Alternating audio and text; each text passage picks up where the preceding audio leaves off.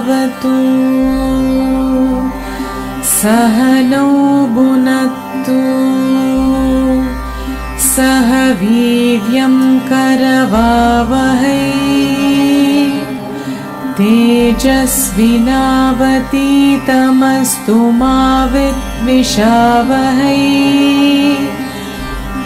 ॐ शान्ति शान्ति शान्तिः।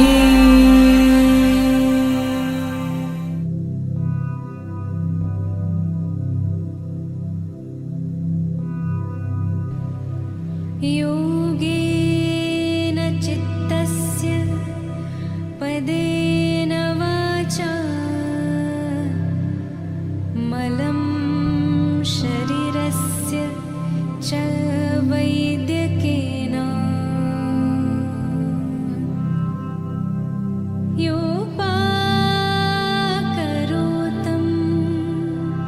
प्रवरं मुनीना पतञ्जलिं प्राञ्जलिं रानतोऽस्मि। गुरुर्ब्रह्मा गुरुर्विष्णु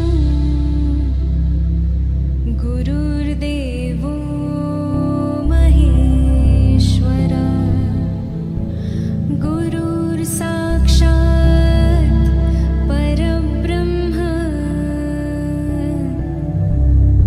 तस्मै श्री गुरवे नमः।